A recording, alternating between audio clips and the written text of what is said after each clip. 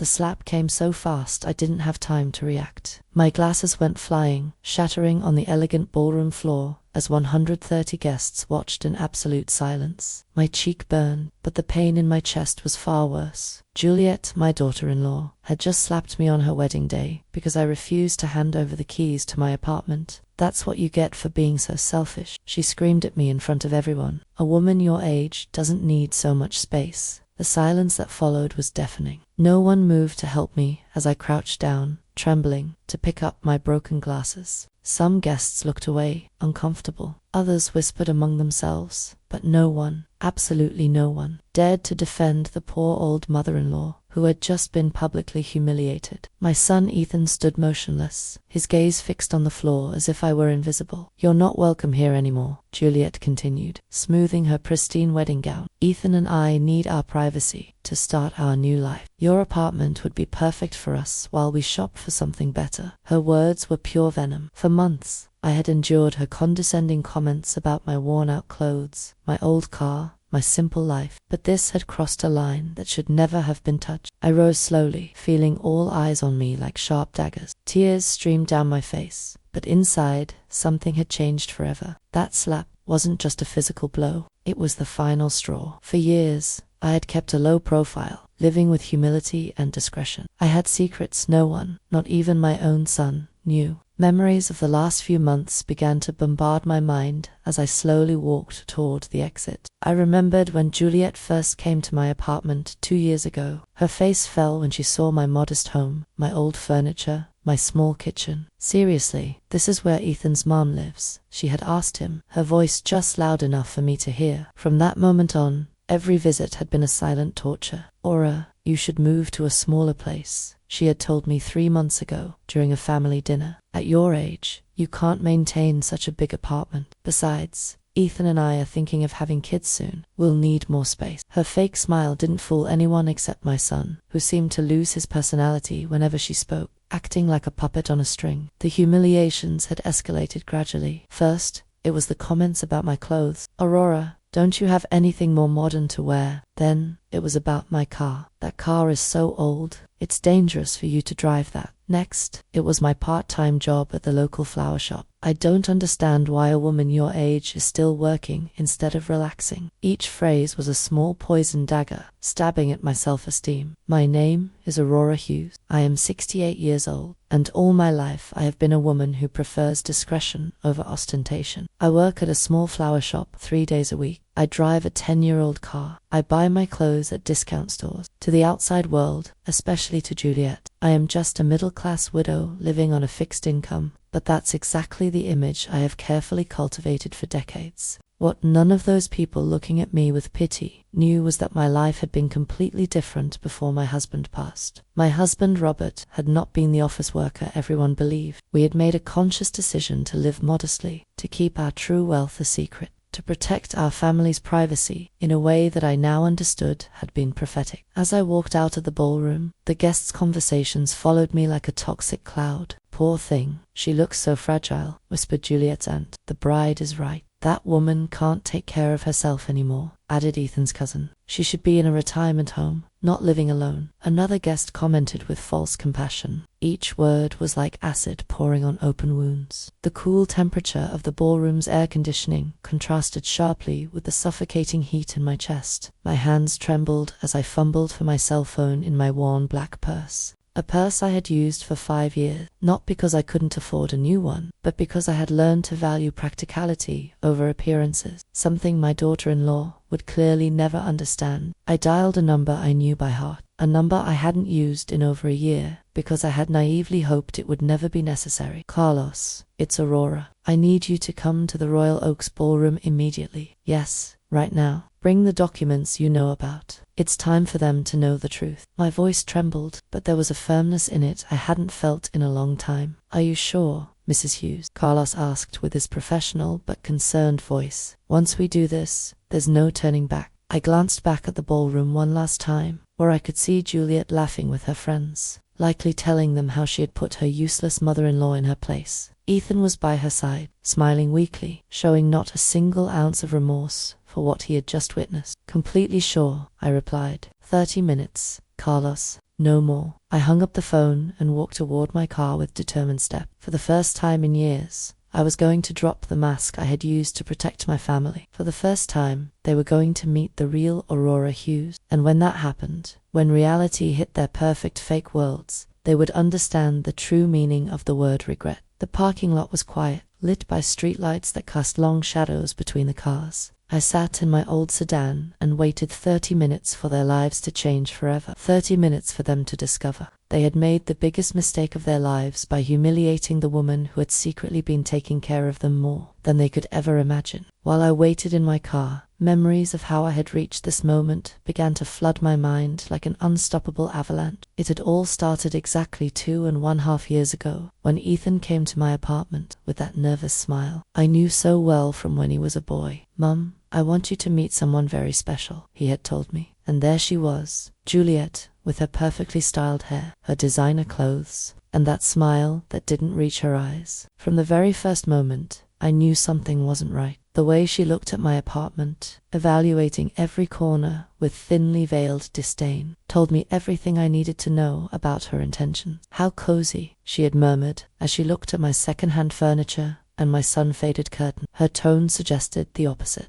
Ethan, completely blinded by what he believed was love, didn't notice the condescension in her voice. That first dinner had been a silent disaster. Juliet barely touched the food I had lovingly prepared, claiming she was watching her figure. When I asked her about her family, she gave evasive answers, but not before asking me about my financial situation with a curiosity that I found alarming. "And how do you manage on a widow's pension, Aurora? It must be hard to get by on so little money," she had said with fake concern. What Juliet didn't know was that I had been observing her as much as she had been observing me. Over the next few months, I began to notice patterns that put me on high alert. Every time they visited my apartment, she would make comments about how outdated everything was, about how I deserved something better in my golden years. But her eyes always lingered on the details that really mattered: the prime location of the building, the panoramic view from my balcony, the size of the rooms. One day, while Ethan was in the bathroom, I heard her speaking softly on the phone in my kitchen. "Yes, Mum, his mum's apartment is in a super expensive area. If I can get her to move to a smaller place, we could stay here until we have our own place. She's so naive, she'd probably even thank us for helping her with the transition." Her words cut through me like a knife, but I maintained my composure when she returned to the living room, feigning innocence. From that moment on, every interaction with Juliet became a carefully orchestrated performance on both our parts. She played the concerned daughter-in-law, worried about her mother-in-law's well-being, while I pretended to be the vulnerable old woman who needed guidance. But inside, I was gathering information, observing her moves, understanding her true motivations. It was like a game of chess where we both thought we were winning. The following months brought a gradual escalation in her attempts at manipulation. First, there were the subtle suggestions. "Aurora, I've seen some lovely apartments for people your age with all-inclusive services and no maintenance worries." Then came the more direct pressures. "You can't keep living alone at your age. It's dangerous. What if you fall and no one finds out for days?" Each argument was designed to make me feel incompetent and helpless. Ethan, my own son, began to echo the same phrases like a trained parrot. "Mom, Juliet is right. Maybe it would be better for you to consider moving to a more manageable place." Seeing him gradually transform into that woman's puppet was more painful than any direct insult. The son I had raised with so much love and sacrifice now saw me as an obstacle to his happiness. The psychological campaign intensified after they announced their engagement. Visits became more frequent, but also more tense. Juliet had started bringing real estate magazines and brochures for senior communities. "I'm just exploring options for you, Aurora. I want to make sure you have the best quality of life possible," she would say, spreading the materials on my coffee table as if it were a business negotiation. But I had been doing my own research. One afternoon, when they went out to run wedding errands, I decided to call an old friend who worked in real estate. "Amelia, I need you to investigate something for me," I told her. "There's a couple who are very interested in my apartment, and I want to know more about their real financial situation." What I discovered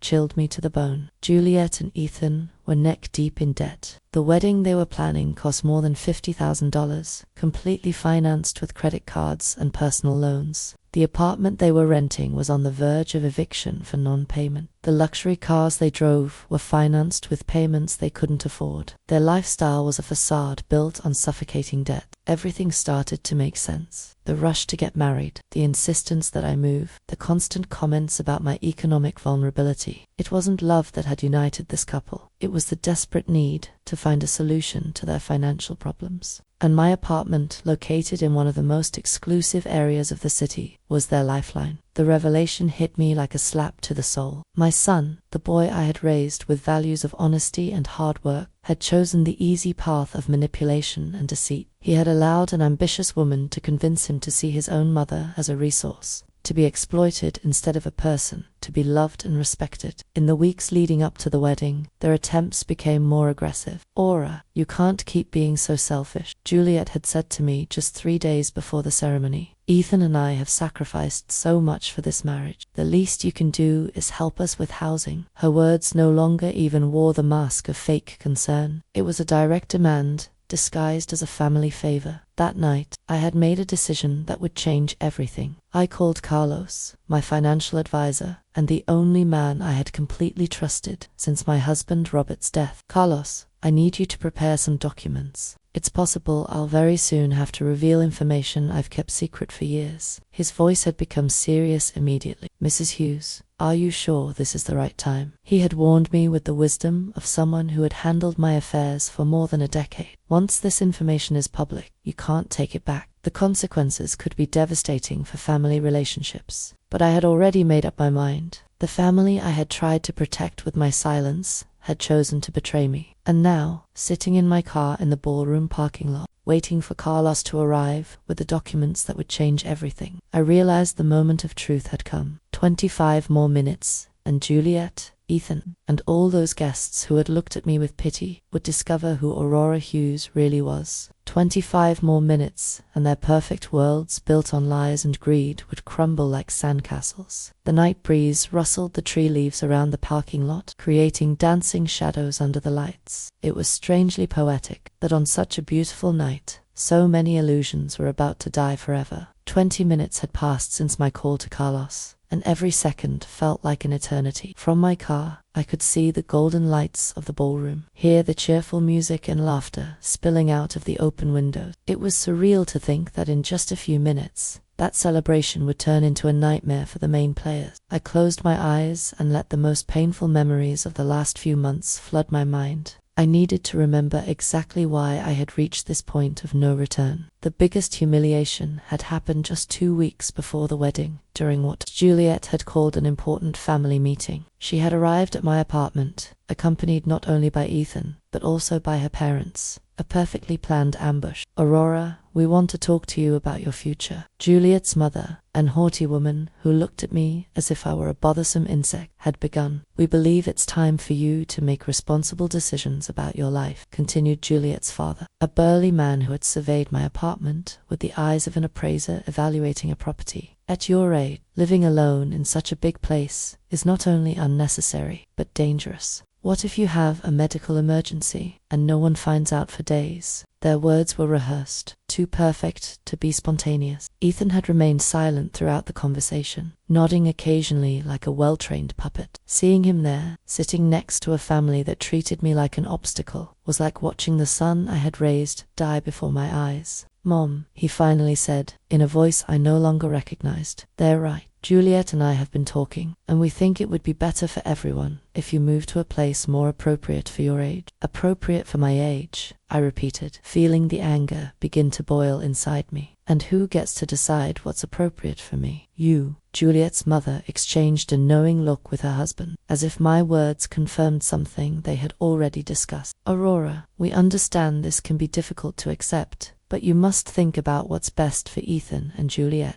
What's best for them?" I murmured, beginning to understand the true dimension of the conspiracy that had been woven behind my back. "And I suppose my apartment would be perfect for them to start their married life, right?" The awkward silence that followed my question was all the answer I needed. They had planned every detail of this conversation, every argument, every psychological pressure. Juliet took control at that moment. deploying her full arsenal of emotional manipulation. Aurora, it's not just about the apartment, it's about your well-being. We've been doing research, and we found a wonderful residence for people your age. It has 24-hour medical services, social activities, prepared meals. You could make friends with people who understand what you're going through. Her fake smile made me nauseous. What I'm going through? I asked, feigning confusion. And what exactly do you think I'm going through, Juliet? She looked at Ethan for support before answering. Well, loneliness, financial uncertainty, the fear of not being able to take care of yourself. It's normal at your age, Aurora. You don't have to be ashamed of needing help. The audacity of this 28-year-old woman telling me what was normal at my age left me speechless for a moment. But then I saw something in her eyes that chilled me. The absolute certainty that she had a right to my life, my home, my decisions. To her, I was no longer a person with autonomy, but an obstacle to be removed with as little resistance as possible. We've run the numbers, Juliet's father continued, pulling out a folder they had clearly prepared in advance. The cost of the residence would be approximately $2,500 a month. With the sale of your apartment, you'd have enough money to cover it for many years, and there would still be some left over too.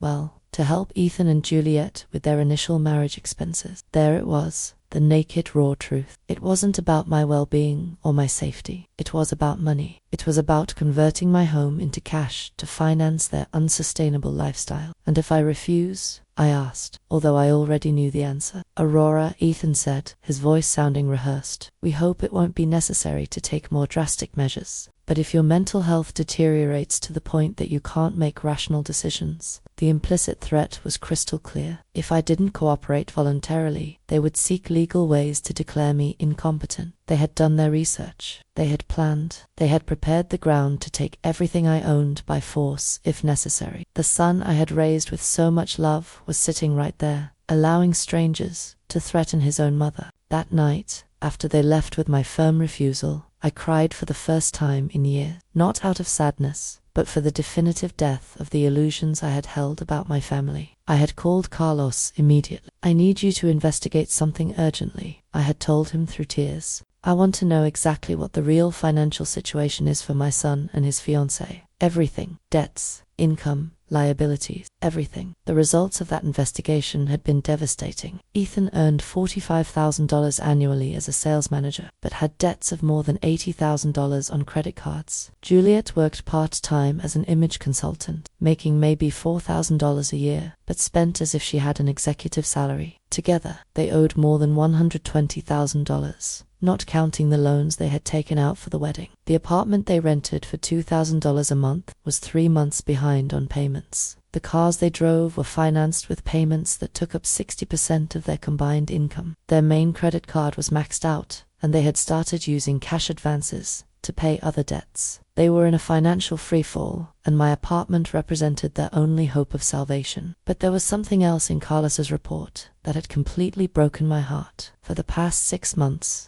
Ethan had been regularly calling banks and insurance companies, asking about loans against his elderly mother's property. He had been asking about legal procedures to obtain financial power of attorney over senior citizens. My own son had been planning my systematic dispossession for months. The most painful information had come at the end of the report. According to a private investigator Carlos had hired, that revelation had been the final straw. For weeks, I had considered simply revealing my true financial situation to them, thinking that maybe the shock would make them reconsider their behavior. But after reading that report, I understood that it wasn't about money or desperation. It was about a pure, calculated greed that had corrupted my son until he was unrecognizable. The days leading up to the wedding had been torture. Every phone call from Ethan was a new pressure to reconsider my position. Every visit from Juliet included poisonous comments about my stubbornness and selfishness. They had started to treat me as if I were already a senile old woman whose opinions didn't matter. The night before the wedding, Ethan had made his last attempt. Mum, tomorrow is the most important day of my life. Please don't ruin it by being difficult. Juliet just wants what's best for all of us. His words had been the final confirmation that I had lost my son forever. The man who was getting married the next day was no longer the boy I had raised with so much love and sacrifice. And now, sitting in my car, waiting for Carlos, I realized that everything had led to this inevitable moment. It wasn't about revenge or cruelty. It was about justice. It was about showing them the consequences of their action. It was about teaching them that some lines should never have been crossed. 15 more minutes, and everything would change forever. My hands trembled as I dialed the number for Joseph, my neighbor from the apartment next door, a 70-year-old man who had been a silent witness to all the tense visits of the last few months. Joseph, it's Aurora. I need to ask you for a very important favor, I said, my voice shaking. Could you go to my apartment and bring me the brown folder from the second drawer of my desk? Yes, right now. It's urgent. Joseph had been like a brother to me since Robert passed away, and I knew I could trust him without him asking questions. While I waited, I remembered the conversation I had with Joseph just a week earlier. He had witnessed from his balcony when Juliet arrived with a real estate appraiser without notifying me. Aurora, that girl brought a man with a briefcase who was measuring your apartment from the outside. He had told me, with obvious concern in his voice. When they saw me, they left quickly. I don't like what's happening at all. Joseph had been the first to notice the subtle changes in Ethan's behavior over the last few months. Your son doesn't greet me like he used to, he had observed. He used to stay and chat with me when he came to visit. Now he rushes in and out, as if he's ashamed of something. His words had confirmed what my heart already knew. I had lost my son long before the slap that night. The folder I had asked Joseph for contained documents no one in my family had ever seen. Bank certificates, property titles, investment records that Robert and I had kept secret for decades. Documents that proved the poor widow living on a modest pension was actually a woman with enough resources to change lives with a single decision. 10 minutes later, Joseph appeared in the parking lot with a folder in his hands. Aura, what's going on? You look very upset, he asked as he handed me the documents. It has to do with Ethan's wedding. I explained briefly what had happened in the ballroom, and I saw his face harden with every detail. That woman is a viper, he muttered. I always knew it. Joseph, in a few minutes, a man named Carlos will arrive. When you see him, tell him I'm waiting for him here, I asked. And Joseph, after tonight, many things are going to change. I want you to know you have always been like family to me. His eyes filled with tears as he nodded. Your family to me, too, Aurora. Do what you have to do. As Joseph returned to the building, I opened the folder and began to review documents I hadn't looked at in months. The first was a bank statement showing a balance of $5,400,000 in an investment account. The second was the property title for a downtown office building that generated monthly rent of $50,000. The third was the deed to a beach house I had bought as an investment 10 years ago. Robert had been a genius at investments, starting with a small import business and turning it into a silent empire. Together, we had made the decision to live modestly, to protect our privacy and our family security. Visible wealth attracts problems. Robert used to say, invisible wealth gives you power. I never imagined I would have to use that power against my own son. Each document in that folder represented years of hard work and smart decisions. The flower shop where I worked 3 days a week wasn't because I needed the money, but because I liked to stay active and connected to the community. The old car I drove wasn't due to economic limitations, but because I had learned that unnecessary ostentation only brings problems. My apartment, the one Juliet so coveted, was actually the least valuable property in my portfolio. I had bought it not for its economic value, but for the memories it held. It was where Robert and I had spent our last years together, where we had planned our future, where he had passed away in my arms after a brave battle with cancer. But there was something else in that folder that would change everything for Ethan and Juliet. For the last 3 years, since my son had started having financial problems, I had been secretly paying many of his debts. The credit card payments he thought came from a work bonus were actually coming out of my account. The special discount on his rent that he had negotiated with his landlord was money I transferred monthly. Without Ethan knowing, I had been subsidizing his irresponsible lifestyle for years. The luxurious apartment he lived in, the car he drove, even some of the expenses for the wedding that was taking place at that very moment had been made possible by my secret financial support. I had thought I was helping my son through a difficult time, not realizing I was financing his transformation into a person I didn't recognize. The bank records showed monthly transfers, totaling $4,500, that had kept the sinking ship of Ethan's financial life afloat. Money, he thought, came from work bonuses or tax refunds, when in reality it was his mother, desperately trying to protect him from the consequences of his irresponsible decision. The irony was devastating. While Juliet was humiliating me for being an economic burden on their future marriage, I was literally the only reason they could afford that marriage. While they were planning to strip me of my apartment to solve their financial problems, I had been solving those problems in secret for years. I closed the folder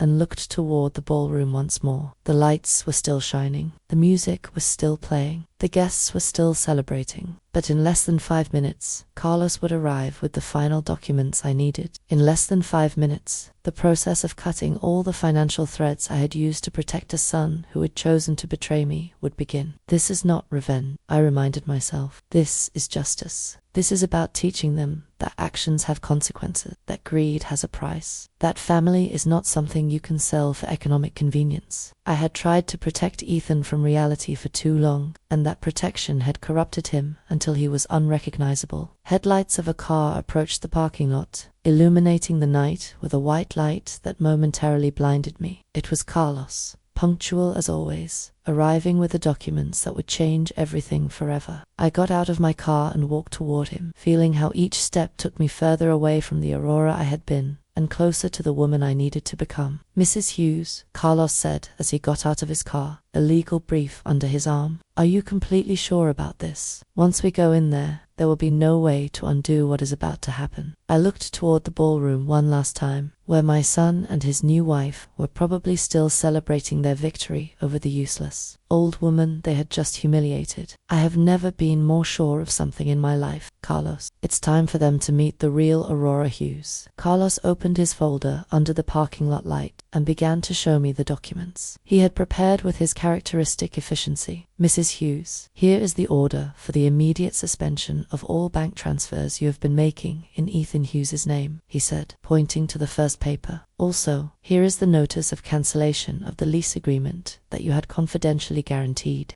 The landlord will receive this document tomorrow morning." I took the papers with trembling but determined hands. Each document represented a thread that I had carefully woven for years to protect my son. And now I was cutting those threads, one by one. "And the payment for the ballroom?" I asked, although I already knew the answer. "Cancelled," Carlos confirmed. "The deposit you had guaranteed will be withdrawn tonight. They will have until tomorrow to find an alternative form of payment." The magnitude of what I was about to do hit me like a cold wave. For 3 years, I had been the invisible safety net that had kept Ethan and Juliet's lives afloat. The apartment they lived in, the car he drove, even the wedding that was taking place at that very moment, had all been made possible by my secret financial support. And now, in a single night, I was going to withdraw all that support definitively. "Carlos, I want you to understand something," I said to him as I signed each document with a determination I hadn't felt in years. "This is not cruelty or revenge. This is the only way for them to learn the real value of things. For too long, I protected them from the consequences of their actions, and that protection corrupted them into people I don't recognize." "I understand perfectly, Mrs. Hughes," Carlos replied with genuine respect in his voice. "In my 30 years as a financial advisor, I have seen many families destroyed by greed and ingratitude. What you are doing requires more courage than most people possess." His words gave me the final strength I needed to take the last step. We walked together toward the ballroom entrance, and with each step, I could feel my heart beating faster. It wasn't nervousness I felt. It was a strange mix of sadness for what I had lost, and anticipation for what I was about to regain. My dignity, my self-respect, my right to be treated as a human being instead of as a resource to be exploited. The music stopped abruptly when we entered the ballroom. 130 pairs of eyes turned toward us, and I could see the confusion on the guests' faces. Some recognized Carlos immediately. After all, he had handled the financial affairs of several prominent families in the city for decades. His presence at social events usually meant that something important was about to happen. Juliet was the first to react. "What are you doing here, Aurora?" She shouted at me from the center of the dance floor, where she had been posing for photos with Ethan. "You already left once. Wasn't that enough drama for one night?" Her voice carried that arrogance I had come to know so well, but I could detect a note of nervousness that hadn't been there before. "Ladies and gentlemen," Carlos said, in a clear, professional voice, "I apologize for interrupting this celebration, but I have urgent legal matters to discuss with Mr. Ethan Hughes and Mrs. Juliet Dawson. The silence that followed was so deep you could hear the hum of the air conditioning. Some guests began to pull out their cell phones, sensing they were about to witness something extraordinary. Ethan slowly approached, his face pale and his eyes full of confusion. "What's going on here, Mum?" he asked me in a voice that no longer sounded as confident as it had when he had humiliated me just minutes before. "Who is this man, and why is he talking about legal matters?" I could see his hands trembling slightly as he adjusted his tie, a nervous gesture he had had since childhood. "Ethan," I said, in a voice firmer than it had sounded in months, "this is Carlos Jones, my financial and legal advisor. He has come to deliver some documents that I think you will find very enlightening." Carlos opened his folder and took out the first document. "Mr. Ethan Hughes, you are hereby notified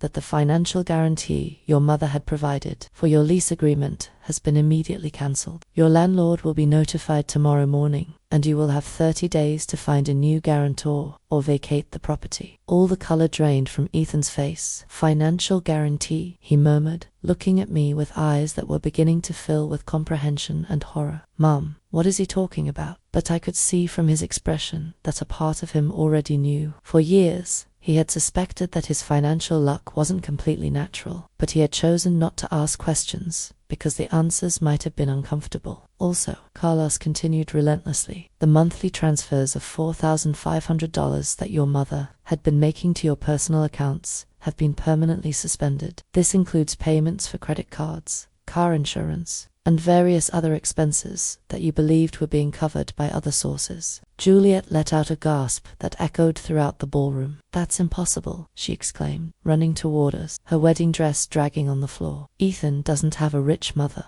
Look how she lives. Look at her clothes, her car. She's an old woman living on a miserable pension." Her hysteria was evident, and several guests began to murmur among themselves with increasing fascination. Finally, Carlos said, taking the last document from his folder, "The guaranteed payment for this celebration has also been cancelled. The ballroom management will have the right to demand full payment before guests can leave tonight." His words fell on the ballroom like a bomb, and I could see some guests nervously begin to move toward the exits. The realization hit Ethan like a hammer. "You," he muttered, looking at me with eyes that couldn't fully process what they were hearing. "You've been all this time. You've been paying for everything." His voice broke on the last word, and for a moment I saw the small boy he had once been, vulnerable and confused. "For 3 years, Ethan," I confirmed in a voice that sounded strangely calm after the emotional storm I had been living through. 3 years in which I thought I was helping you get through a difficult time. 3 years in which I believed you would eventually recover and become the man I raised. 3 years in which I hoped you would remember the values I taught you."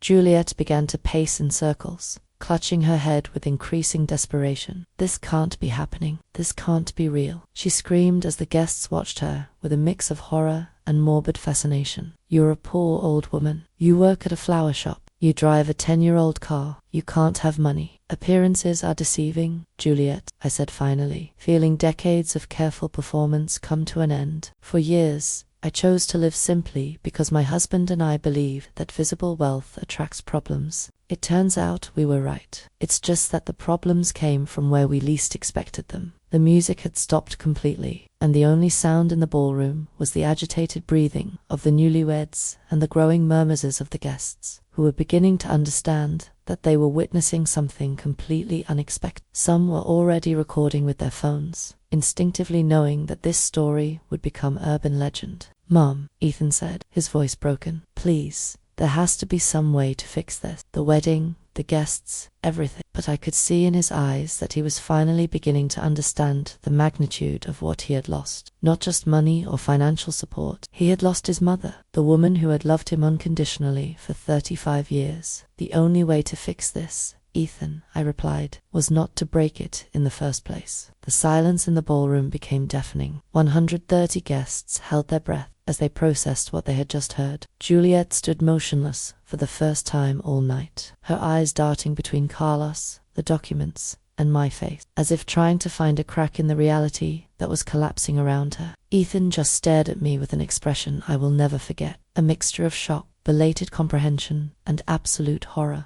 "Mrs. Hughes," Carlos said in a voice loud enough for everyone to hear, Would you like me to proceed with reading the full financial details? His question hung in the air like a sword over the newlyweds' heads. I could see several guests moving closer, fascinated by the drama unfolding before their eyes. Please, Carlos, I replied with a serenity I didn't know I possessed. I think everyone deserves to know the full truth. Juliet tried to interrupt with a desperate shriek, but Carlos raised a hand and continued with the precision of a surgeon performing a delicate operation. Over the last 36 months, Carlos began consulting his document. Mrs. Aurora Hughes has transferred a total of $162,000 to cover the living expenses of her son, Ethan Hughes, and his fiancée. This includes $48,000 for rent payments, $44,000 for credit card payments, $18,000 for vehicle insurance, and $22,000 for miscellaneous expenses. A collective murmur swept through the ballroom. Some guests exchanged glances of astonishment.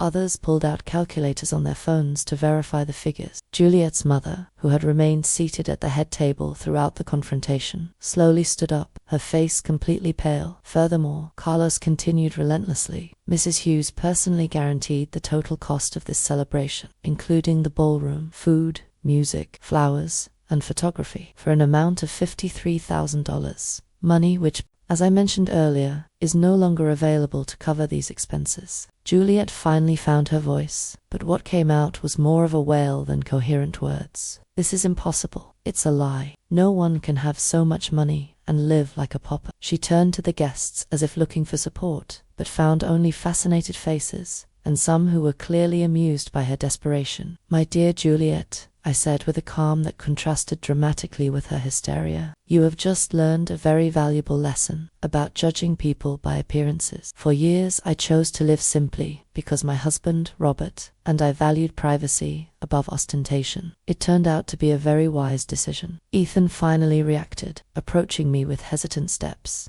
Mom, please, there has to be an explanation. There has to be a way to resolve this. You can't destroy my life like this. His voice broke on the last word, and for a moment I felt a pang of maternal pain that almost made me waver. Destroy your life, I repeated, feeling the anger begin to boil inside me again. I'm destroying your life. Wasn't it your wife who...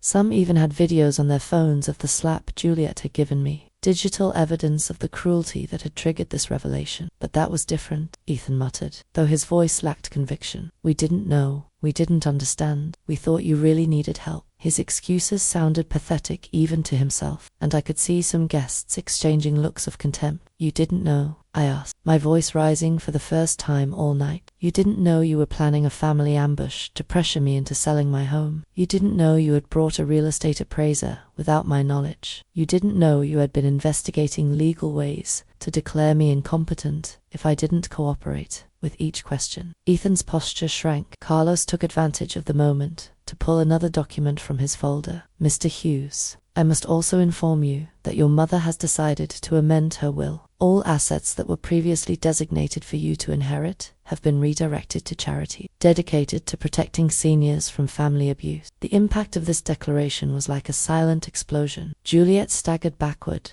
as if she had been physically hit. You can't do that, she shrieked, her mask of composure finally falling completely. We're your family. Ethan is your only son. You can't disinherit him over a stupid fight. A stupid fight, I repeated, letting the words hang in the tension-filled air. Is that how you describe a family conspiracy to strip an old woman of her home? Is that how you justify slapping your husband's mother on her own wedding day? My voice had turned icy, and I could see some guests flinch. Juliet's father, who had remained silent throughout the confrontation, finally approached with an expression of poorly disguised panic. Mrs. Hughes, I think we're all a little upset by the emotions of the day. Maybe we could discuss this in private, when things have calmed down a bit. His tone was that of a man who had just realized he had bet on the wrong horse. There's nothing to discuss in private, I replied firmly. Everything I had to say has been said here in front of the same people who witnessed my humiliation. You chose to make this public, so my response will be public. The guests' heads moved between us, as if watching a tennis match, absorbed in every exchange. Carlos closed his folder with a dry snap that echoed throughout the ballroom. Mrs. Hughes, all documents have been delivered and explained. The legal effects will begin immediately. He turned to Ethan and Juliet with a professional expression, but not without a certain satisfaction. I suggest you contact your own legal and financial advisors as soon as possible. Juliet finally collapsed. She literally dropped into a nearby chair and began to cry with uncontrolled sobs that echoed through the ballroom. Everything is ruined, she murmured through her tears. Everything we planned, everything we worked for, it's all destroyed. Her wedding dress, once immaculate, was now wrinkled and stained with tears. No, I said, approaching her for the first time since the slap. What's destroyed are the lies, the greed, and the lack of respect. What's destroyed is the illusion that you can treat people like objects and expect there to be no consequences. I stopped in front of her, forcing her to look up. This is what happens when you mistake kindness for weakness. Ethan went to his wife and placed a trembling hand on her shoulder. Juliet, we have to find a way to fix this. There has to be something we can do. But even as he spoke, I could see in his eyes that he knew it was too late. Some bridges once burned cannot be rebuilt. There is a way to fix this, Ethan, I said,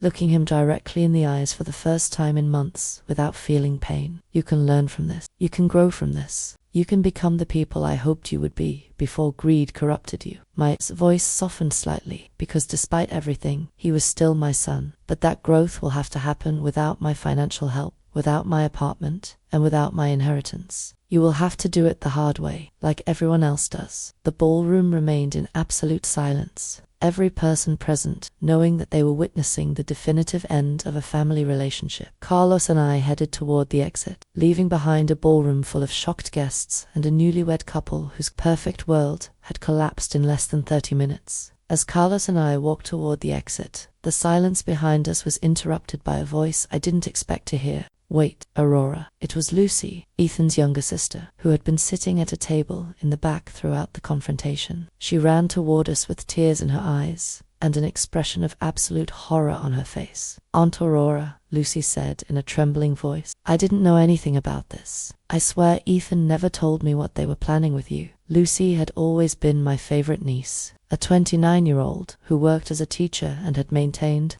a close relationship with me even after Ethan had distanced himself. If I had known what they were going to do to you, I would have tried to stop them. I stopped and looked at her, seeing in her eyes the same honesty I had known since she was a little girl. I know, Lucy, I said softly, placing a hand on her cheek. You have always been different. You've never seen people as opportunities or resources to be exploited. Her tears fell harder as she nodded, clearly devastated by her brother's action. But why did you never tell us about the money? Lucy asked, with genuine confusion. Why did you keep all this a secret for so many years? It was a question that deserved an honest answer, especially coming from someone who had always treated me with respect and genuine love. Because your Uncle Robert and I learned a long time ago that money changes people, I explained as some guests discreetly moved closer to listen. We have seen families destroyed by inheritances, friendships ended by loans, and children who see their parents as walking pensions. We decided to live simply to protect the relationships that really mattered. Lucy nodded slowly, beginning to understand the wisdom behind my decisions. But Ethan, he was different before. When we were kids, he would have defended anyone who hurt you. What happened to him? Her question contained all the pain of a sister who had watched her brother transform into someone unrecognizable. What happened to him was Juliet, I replied with sadness, but without bitterness. What happened to him was greed, disguised as love, ambition without values, and me in my effort to protect him, depriving him of the chance to learn important lessons about responsibility and consequences. My answer resonated through the ballroom, where the guests. Others remained fascinated by the drama that continued to unfold. Like spectators of a traffic accident, they couldn't look away from. Mom, Ethan said, approaching me with tears in his eyes for the first time since he was a child. Please, I know what we did was wrong. I know we hurt you, but there are 130 people here. There are photos. There are memories. You can't destroy all this over a fight. His voice broke on the last word, and for a moment, I saw the little boy he had once been. Ethan, I replied with a calm that surprised me. I am not destroying anything. You destroyed this when you chose greed over love, when you chose manipulation over honesty, when you chose to publicly humiliate me instead of treating me with the respect I deserve as your mother. Each word was like a dagger, but they were words that needed to be said. But what are we going to do? Juliet asked in a desperate voice. looking at the guests who continued to leave the ballroom. How are we going to explain this? How are we going to pay for all of this? Her panic was evident, and I could see she was finally starting to understand the real implications of her actions. "You're going to do what all responsible people do," I replied. "You're going to find ways to earn money honestly. You're going to learn to live within your means. You're going to discover what it means to work hard for the things you want, instead of expecting others to provide them for you." My voice had grown stronger, and I could feel decades of accumulated wisdom pouring out through my words. Carlos approached discreetly and murmured, "Mrs. Hughes, the legal process is complete. All documents have been delivered," and explained, "There is nothing more we can do here." His message was clear. It was time to leave, to let Ethan and Juliet face the consequences of their decisions, without my presence as a distraction. Lucy approached once more and hugged me tightly. "Aunt Aurora, I want you to know that you will always have my respect and my love, no matter what happens with Ethan." Her words were like a balm for my wounded heart, reminding me that not all family had been corrupted by greed. "And you will always have mine, Lucy," I replied, returning the hug. "Remember this night when you make important decisions in your life. Remember that character is defined not by what we have, but by how we treat the people we love." Her tears soaked my shoulder as she nodded, completely understanding the lesson that was unfolding before her eyes. Martinez approached again, this time with greater urgency. "Ladies and gentlemen, I need an immediate resolution. I have other commitments tonight, and I cannot keep staff here indefinitely without a guarantee of payment." His professional patience was finally running out, adding additional pressure to an already desperate situation. "You have my phone number," I said to Ethan and Juliet for the last time. "When you are ready to have a real conversation about respect, values, and responsibility, when you have learned what it means to earn things for yourselves, when you can look me in the eye and offer me a genuine apology for what you did to me tonight, then we can talk. But for that," I added, looking at them directly, "first you will have to find a way to solve the mess you created here, all on your own." With those words, I turned and walked toward the exit with Carlos, leaving behind a ballroom full of chaos, despair, and the harsh reality of deserved consequences. 3 days after the wedding, my apartment had become a refuge of peace I hadn't experienced in years. Joseph had come over every morning with coffee and pastries from the local bakery, making sure I was okay after what he called the night Aurora reclaimed her dignity. His visits had been a balm for my soul, reminding me that I still had chosen family who valued me for who I truly was. The phone had rung incessantly for these 3 days. Ethan had called 37 times, leaving messages that evolved from initial anger to desperate pleading. Juliet had sent 14 text messages, each more hysterical than the last. Her parents had shown up at my door twice, demanding that I fix the mess I had caused. But I had held my ground with a calmness that surprised even myself. Carlos arrived that morning with news that,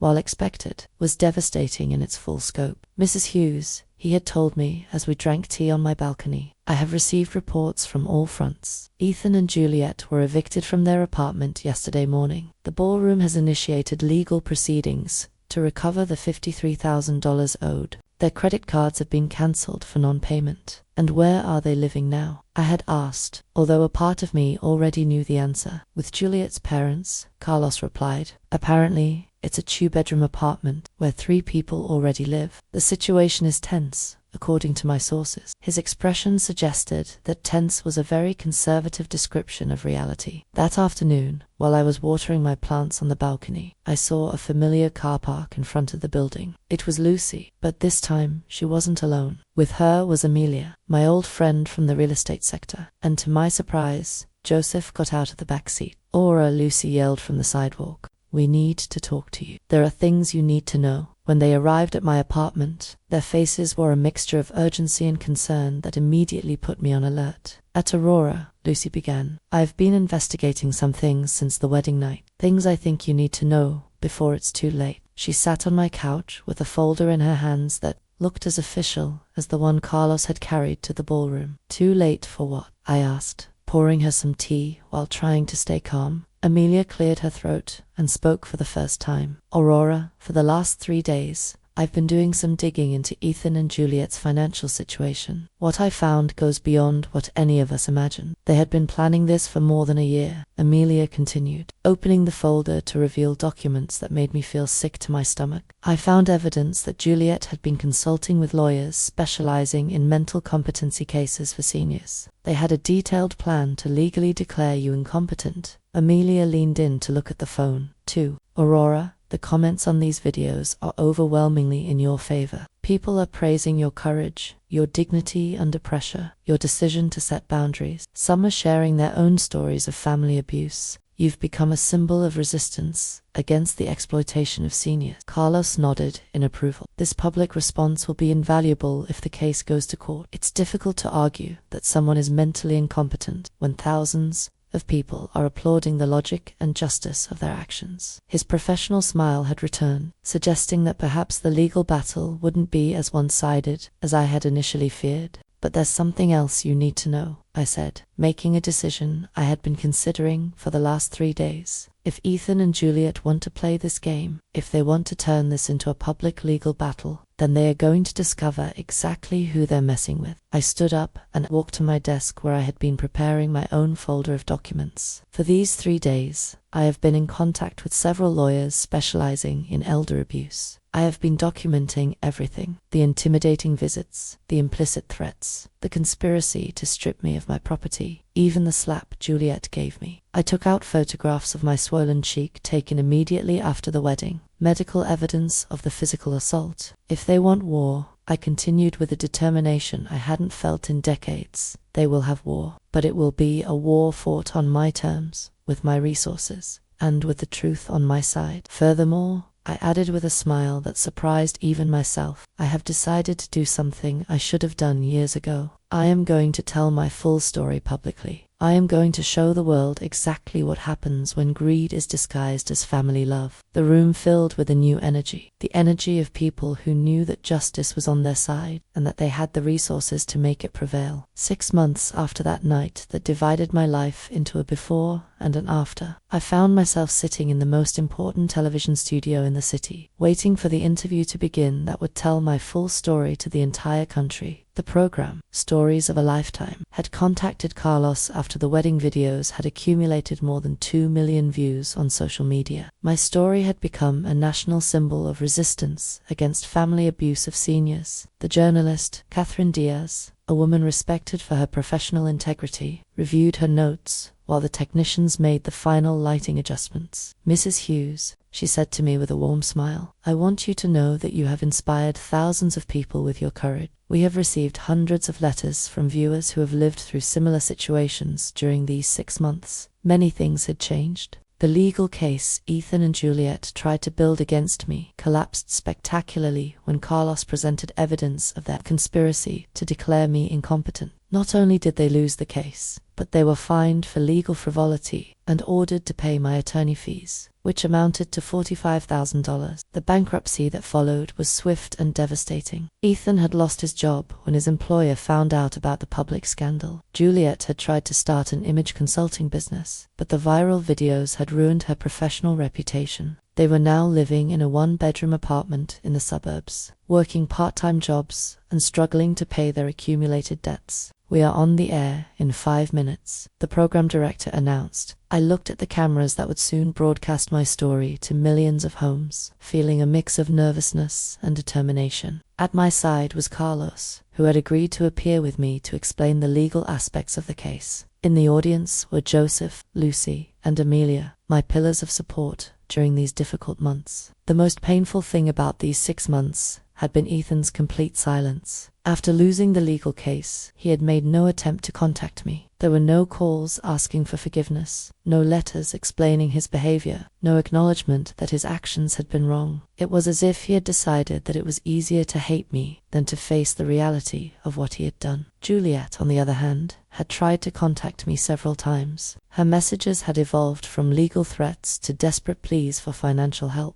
The last message received just 2 weeks earlier said, Aurora, I know we made mistakes, but we're family. Ethan is sick with stress, and I'm pregnant. Please, you can't let your grandchild grow up in poverty. The news of the pregnancy had been like a dagger to my heart. I was going to be a grandmother, but my grandchild would grow up in a home filled with resentment toward me. However, I had learned the most difficult lesson of my life. I couldn't save people who didn't want to be saved. Trying to do so only perpetuated their destructive behavior. Mrs. Hughes will start in 30 seconds, Catherine informed me. I took a deep breath and thought of all the people who had written to me after seeing the videos, telling me their own stories of family abuse. Seniors whose children had taken control of their finances, parents emotionally blackmailed by irresponsible adult children, grandparents threatened with not seeing their grandchildren if they didn't provide financial support. We are live in 3, 2, 1. The red light on the camera came on, and Catherine began with an introduction she had rehearsed perfectly. Good evening and welcome to Stories of a Lifetime. I am Catherine Diaz, and tonight we have with us Aurora Hughes, a 68-year-old woman whose story has shocked the nation and put the issue of family abuse against seniors at the center of a national debate. Mrs. Hughes, Catherine continued, turning to me, 6 months after the events at your son's wedding. How does it feel to know that your story has inspired so many people? Her question was direct but compassionate, allowing me to start on my own terms. I feel grateful, I replied, feeling my voice stabilize as I spoke. Grateful that something as painful as the loss of my relationship with my son has served to help other people in similar situations. For months, I felt lonely and confused, wondering if I was the one who was wrong. Now I know that what I went through is more common than any of us would like to admit. Catherine nodded and consulted her notes. Tell us about the years leading up to that night when you started to realize that something wasn't right in your relationship with your son and his fiancée. It was the question I had been waiting for, the opportunity to explain how emotional and financial abuse develops gradually, almost imperceptibly. It started with small things, I explained, remembering those early signs I had ignored out of love. Comments about my age, suggestions that I could no longer take care of myself, subtle pressures for me to make decisions that truly benefited them. Family abuse rarely begins with blows or shouting. It begins with the slow erosion of your self-confidence, with making you question your own reality. Carlos leaned forward to add legal context. What Aurora describes is a classic pattern we see in elder abuse cases.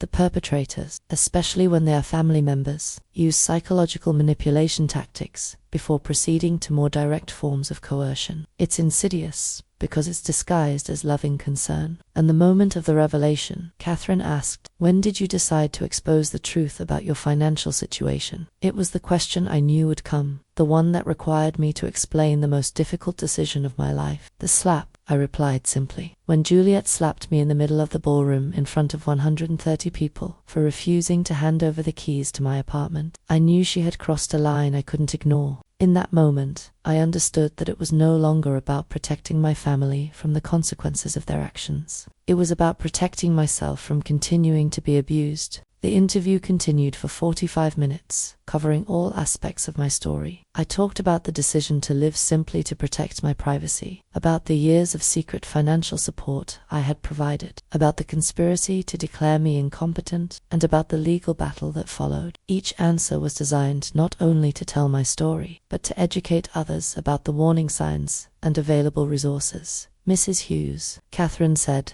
near the end of the program, do you have a message for your son if he is watching this interview tonight? It was the most difficult question, the one I had been both dreading and hoping for. I looked directly into the camera, knowing there was a chance Ethan was watching. Ethan, if you are listening to this, I want you to know that I still love you. I will always love you because you are my son. But loving someone doesn't mean allowing them to abuse you. Loving someone doesn't mean sacrificing your dignity for their convenience. Loving someone doesn't mean becoming a victim of their greed. The doors to my heart will always be open for you, I continued, feeling tears begin to well up in my eyes. But only if you can walk through them as the honorable man I tried to raise you to be. Only if you can look me in the eye and accept full responsibility for your actions. Only if you can show that you have learned that family is built on love and respect, not on opportunism and manipulation. And for all the people watching this who recognize their own story in mine, I added, addressing the broader audience, I want you to know that you have the right to be treated with dignity, no matter your age. You have the right to make your own decisions about your money, your home, your life. You have the right to set boundaries with family members who treat you badly. And you have the right to seek help when those boundaries are violated. When the cameras turned off, the studio erupted in applause from the production crew. Catherine hugged me with tears in her eyes. Aurora, that was one of the most powerful interviews I have ever done. It's going to change lives. Carlos nodded proudly, knowing we had achieved something bigger than winning a legal case. That night, as I drove back to my apartment with Joseph, Lucy, and Amelia, I felt more at peace than I had been in years. I had told my story, I had defended my truth, and I had used my pain to help others. No matter what the future held with Ethan, I knew I had done the right thing. Aurora, Lucy said from the back seat, I am so proud of you. You have turned the worst experience of your life into something that will protect thousands of people. Her words resonated in my heart as we arrived home. The apartment that Juliet had once coveted now truly felt like a home again. Not because I had won a legal battle, but because I had finally learned to value myself enough to demand the respect I deserved. I had discovered that sometimes the only way to save a relationship is to be willing to lose it. And as I prepared for bed that night, I knew I had set the most important example of my life. That it's never too late to stand up for yourself. That you are never too old to demand dignity. And that true love sometimes requires the most difficult decisions. My story had ended, but my life was just beginning again. 2 years have passed since that night that divided my life into a before and an after.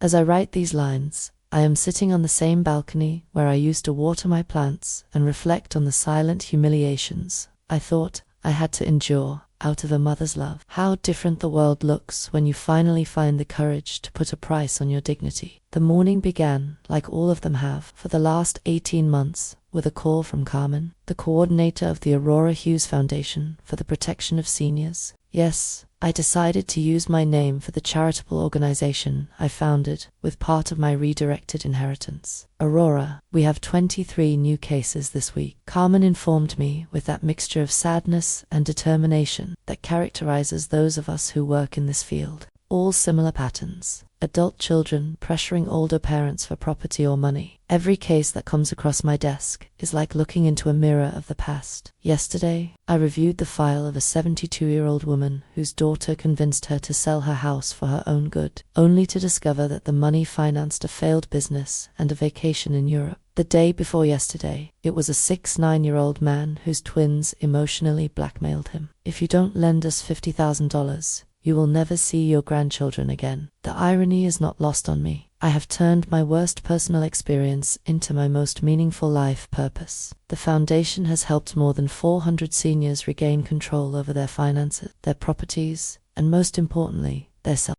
We have specialized lawyers, social workers, psychologists, and a support system that I wish I had had when I felt so lonely and confused. Joseph is still my dearest neighbor, although he is now also my foundation's vice president. His 72 years are filled with a renewed energy since he started giving lectures on how to detect family manipulation. Aurora, he told me last week, as we were reviewing cases, I never thought my golden years would include becoming a detective for dysfunctional families, but it's the best adventure I've ever had. Lucy moved into the apartment next door a year ago. After her divorce from a marriage that had lasted only 8 months, she decided she needed to be close to the bravest person she knows. Working as the foundation's educational director has given her a purpose she never found in her career as a traditional teacher. Aunt Aurora, she tells me frequently, you taught me that sometimes real family doesn't come from blood, but from those who choose to respect you unconditionally. The success of my public story has brought unexpected consequences. The book I wrote with the help of an investigative journalist became a national bestseller. When Love Hurts, An Elderly Woman Fights Back has sold more than 200,000 copies, and all the royalties go directly to the foundation. The letters I receive from readers are living testimonies that my experience resonated in thousands of homes where silence had been the norm. Carlos is still my financial advisor, but now he is also the foundation's principal accountant. His experience in handling the legal aspects of my confrontation with Ethan has become an invaluable asset in helping others in similar situations. Mrs. Hughes, he told me during our monthly meeting, we have recovered more than $3 million